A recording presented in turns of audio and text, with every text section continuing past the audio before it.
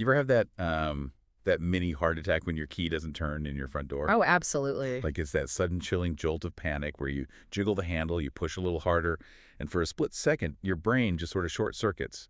You think, wait, did I walk up to the wrong house? Yeah, it is a universally unsettling feeling. I mean, you are temporarily locked out of the one place on earth you're supposed to have ultimate control over. Right. But then you look down and you see your own welcome mat. You see the familiar chipped paint on the door frame, and you know with absolute bone-deep certainty that it is your house. Hmm. But the key still won't budge. And then the door opens from the inside, and a stranger is standing there. Terrifying. They're looking at you like you're the one who is crazy. Yeah. And to make it infinitely worse, they're wearing your favorite dress.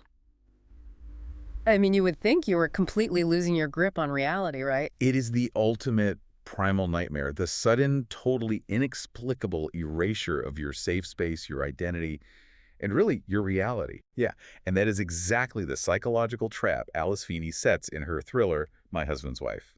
Which, for you listening, is exactly why we're doing this deep dive today. Exactly. We are bypassing the simple, superficial plot summary today. I mean, anyone can read the back of a dust jacket to find out what happens. Instead, our mission is to completely deconstruct exactly how the author weaponizes a reader's own assumptions against them. Right. We are heading to this really quaint, atmospheric Cornish village called Hope Falls. A great setting. So great. And on the surface, the story revolves around gaslighting, shifting identities, and these devastating secrets. But the true mastery of this book lies in its narrative mechanics. Yes. We are going to examine how the author uses unreliable narrators, deliberate perspective shifts, and calculated blind spots to keep you entirely off balance from the first page to the very final sentence. Okay, let's unpack this because we really have to start with that opening scene I just described. It's so good. It is arguably one of the most effective gaslighting hooks in modern thriller fiction. The author sets the stage with this deeply gripping opening chapter. We meet a woman named Eden, Right. and she is returning to her quirky cliffside home, which is ominously named Spyglass, by the way. Such a thriller house name. Oh, totally. So she's just been on a chilly evening run. She goes to unlock the door, and her key, which is attached to a very specific keychain reading, love you to the moon and back, it just doesn't work. And notice how the author grounds us in Eden's physical reality first by highlighting a highly personal, sentimental object like the keychain. The narrative cements the idea that Eden belongs there. Yeah. We as readers latch onto that physical proof. But the reality crumbles immediately. The door opens, and a woman wearing Eden's vintage black velvet dress is standing there. Yep. She's wearing Eden's wedding ring. And then comes the ultimate betrayal. Eden's husband, Harrison, comes to the door. This part is wild. Right. A police officer happens to be walking by and stops to intervene. And Harrison just looks at the officer, wraps his arm around the fake Eden, and flatly states he has never seen the runner before in his life. He claims the imposter is his wife. What's fascinating here is how the author anticipates the reader's skepticism and uses it to isolate the protagonist even further. How so? Well, by stripping Eden of her phone, her ID, and her physical home in the span of just a few pages, the author places both the character and the reader in a state of sheer vulnerability. Oh, I see. Yeah, we are locked out in the cold with her, forced to rely only on her subjective experience. I do have to pause and push back on the logic of that setup, though. Because as a reader, my alarm bells immediately start ringing. Naturally. Like, how could a husband seamlessly pull this off? They just moved to this village. How does a man swap out his wife without the local bakery, the neighbors, or the whole town noticing? Right. I'm looking at this thinking, is this just a massive plot hole we have to forgive for the sake of a fast-paced thriller? Or is there a mechanical trick at play? It is absolutely not a plot hole. It is a highly calculated storytelling sleight of hand. Okay. The trick relies on manipulating the reader's inherent bias regarding protagonists.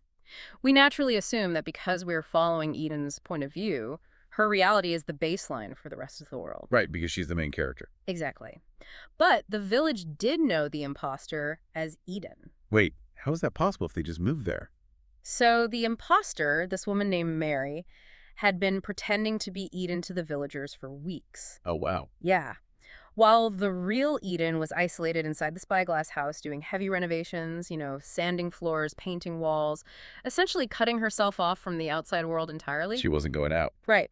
Mary was out in the village. Mary was the one buying bread at the bakery, introducing herself to the local police, and setting up a local art exhibition. That is so clever. It really is. Feeney uses the well-worn trope of the isolated, introverted artist renovating an old house to create this massive narrative blind spot. Oh, I get it. The reader assumes the village knows the protagonist. Yes, but the author secretly introduced the imposter to the world first.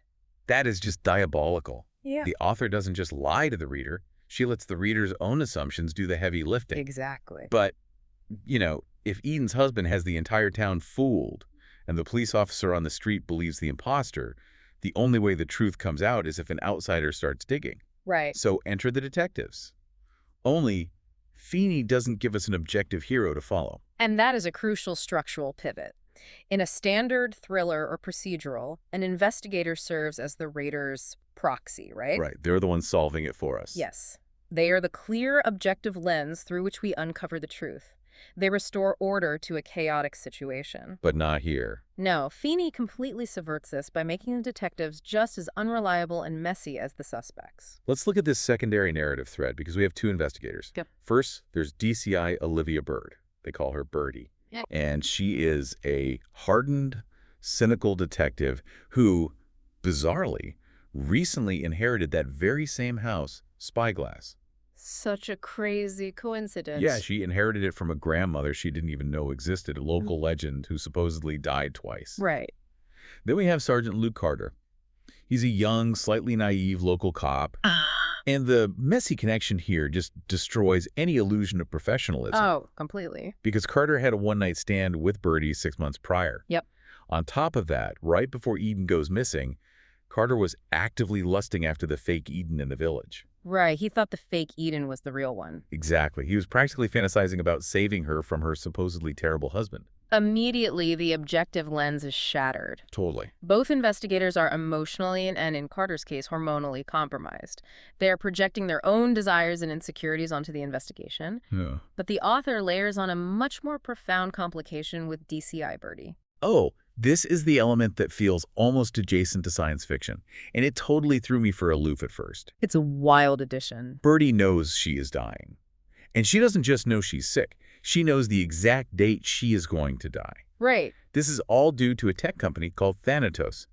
It's an AI algorithm that predicts a person's exact date of death based on their biometric data in biology. Yes. And in a wild coincidence, Harrison, the husband who just gaslit his wife out of existence, is the CEO of this company. If we connect this to the bigger picture, we can see the brilliant storytelling purpose of Thanatos. Like, why put sci-fi in a domestic thriller? Exactly. Why introduce an AI death predictor into a grounded psychological thriller? Right. By giving the lead detective a literal expiration date, the author creates an internal psychological ticking clock that completely alters the detective's motivation. Because she isn't worried about her pension or getting a promotion anymore. Precisely. Mortality strips away Birdy's moral constraints. Think about the typical detective archetype. They are driven by a sense of justice, upholding the law, and putting the pieces of a fractured society back together. Yeah, the classic hero cop. Right. But Birdy isn't doing any of that. Because she believes she is going to die imminently, the sudden removal of future consequences frees her. Right. She's untethered. Yes. She isn't solving a case, she is settling scores. The Thanatos algorithm is a narrative mechanism used to create a protagonist who has absolutely nothing to lose, which makes her incredibly dangerous. Dangerous and entirely unpredictable. Very. Because, in a standard police procedural, the investigation usually leads outward. The detectives follow the clues, the interview witnesses, and the circle of suspicion expands until they catch a random killer. Right. But here, the narrative frame shifts entirely. The clues loop continuously inward. They lead right back into the investigator's own dark histories. You realize you aren't actually reading a book about a woman locked out of her house. You are reading a story about long, simmering, radioactive revenge. The author zooms out, and the reader realizes the house itself is a trap that was set a decade ago. I am still trying to wrap my head around the timeline of this backstory because it is so dense and tragic. It really is a lot to take in. We find out that DCI Birdy is not just a random detective assigned to Hope Falls. She has a direct, devastating link to the couple.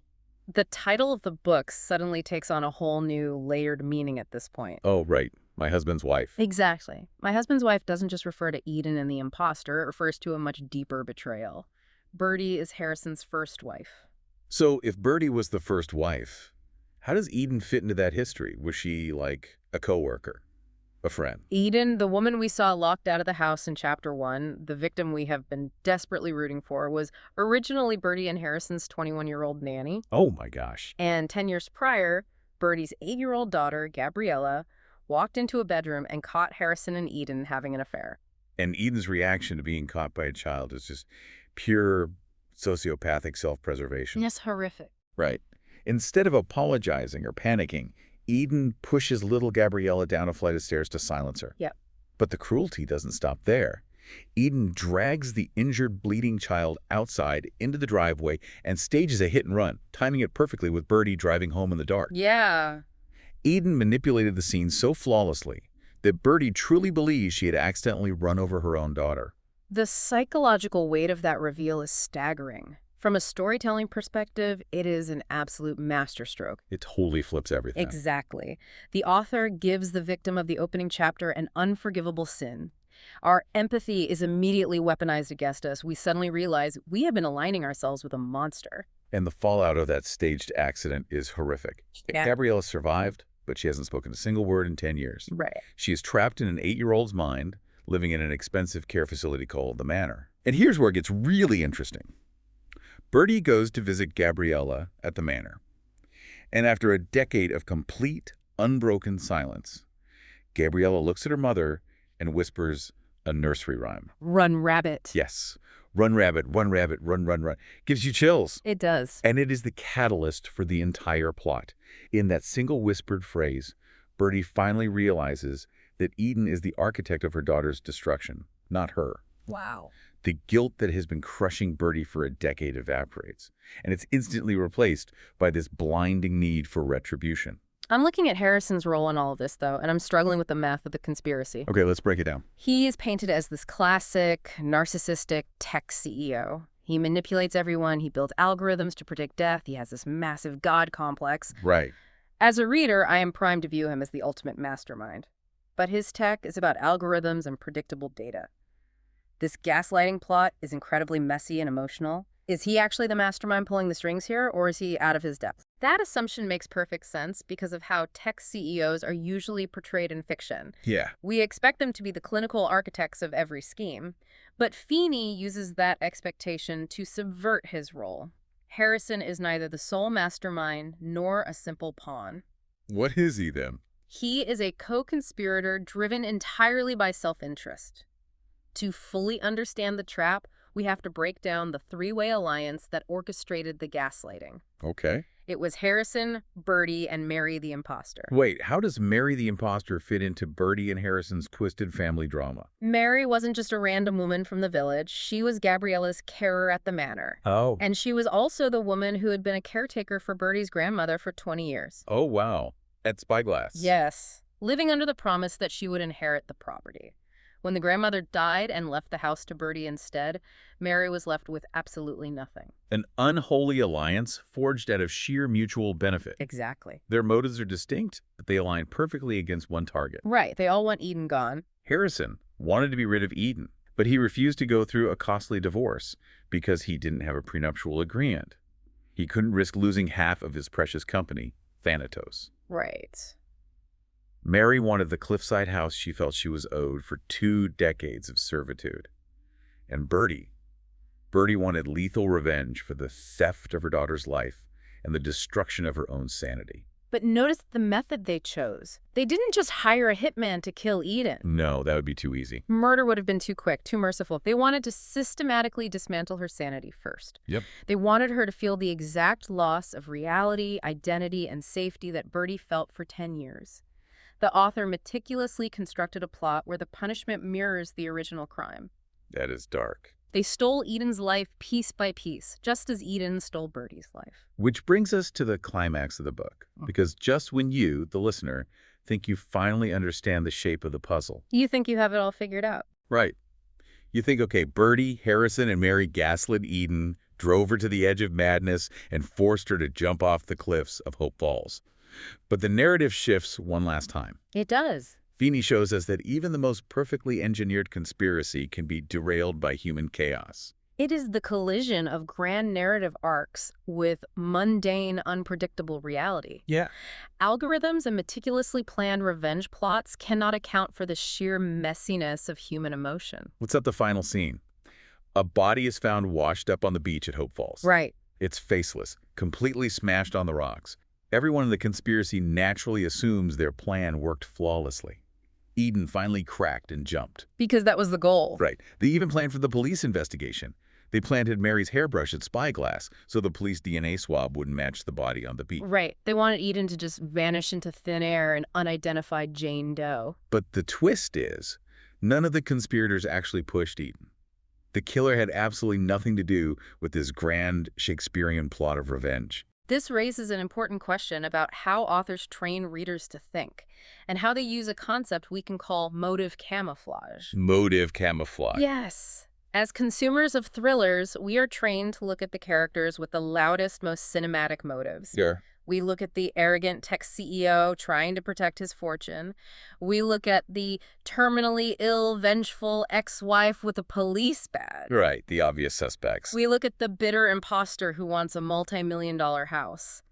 Feeney hides the real killer by surrounding them with characters who have much louder reasons to commit murder. Feeney uses the actual killer the way a magician uses a loud, flashy assistant. Oh, great analogy. While the reader is staring at the explosive tech CEO and the vengeful cop, the flashing lights of the story, the real killer is the quiet hand slipping the watch right off your wrist. Yes. The killer was Jane, Sergeant Carter's seemingly sweet, plain, invisible wife who stays home and bakes casseroles. It is a brilliant subversion. Jane didn't kill Eden as part of a decade-long revenge plot. No. She killed Eden in a spontaneous crime of mistaken identity and sheer banal jealousy. The sequence of events is a tragic comedy of errors. Jane caught her husband, Carter, coming home at 4 in the morning, smelling strongly of another woman's perfume. Right. We, the readers, know that Carter had actually been sleeping with Birdy. Yeah, we know that. But the next day, Jane is walking near the cliffs and she sees Eden. Yeah. And Eden happens to be wearing that exact same perfume because she had stolen a bottle from Birdy's house during the gaslighting ordeal. Such a crazy detail. Jane smells the perfume, assumes Eden is the woman sleeping with her husband, and in a fit of rage, brutally murders her right there on the cliffs, pushing her to the beach below. While the masterminds are busy playing a complex game of psychological chess, Jane walks up and violently flips the board over because of a stolen bottle of perfume. It's wild. It completely destroys the illusion of control that characters like Harrison and Birdy rely on. You can design the perfect algorithmic conspiracy, but you cannot account for a jealous spouse reacting to a scent in the wind. So what does this all mean? How are we supposed to process a story where the diabolical masterminds actually get away with their gaslighting plot, but the actual murder is committed by a jealous housewife who basically fades back into the background to bake? If we synthesize the storytelling takeaways here, Alice Feeney has delivered a masterclass in narrative misdirection. Absolutely. By giving every single character, from the victim to the lead detectives to the seemingly peripheral side characters like Jane, a devastating hidden secret, the author proves the opening line of the book to be absolutely true. Everybody lies. Everybody lies. The entire novel is an exercise in stripping away layers of deceit to reveal that the most dangerous people are often the ones we dismiss. Yeah. Jane's final haunting, quote, perfectly encapsulates the book's subversion of the genre's tropes. She says, people always think it's the husband, but sometimes it's the wife. It gives you chills. And for you listening, this is exactly why we wanted to break down the mechanics of this story. You love gaining this thorough knowledge from multiple perspectives without getting bogged down in red string and corkboards. Right. Now you have the blueprint. You don't just know what happened. You know how the author manipulated your expectations at every single turn through blind spots, weaponized empathy, and motive camouflage. You're an expert now. Yeah. You are fully equipped to go into your next book club or dinner party and discuss the mechanics of unreliable narrators like an absolute pro. And yet, even knowing the mechanics, the philosophical questions the story raises remain deeply unsettling. Very true. I'd like to leave you with a final, lingering thought to ponder long after we finish here. Okay. Think about the Thanatos algorithm we discussed, the technology that accurately predicts your exact date of death. Right. Imagine if you received a letter in the mail tomorrow confirming you only had 6 months left to live. Would that knowledge free you from societal expectations, allowing you to finally become your truest, most authentic self? Wow. Or, like the characters in this story, would the sudden removal of future consequences strip away your moral compass entirely, giving you the ultimate permission to become a monster? It's a terrifying question. Because at the end of the day, whether it's an algorithm predicting your inevitable death or a stranger answering the door of your own home, you really have to wonder. When you look down at your welcome mat and you see the chipped paint on the frame and you know exactly where you are, do you really know who is holding the key? A chilling thought. Until next time, keep diving deep.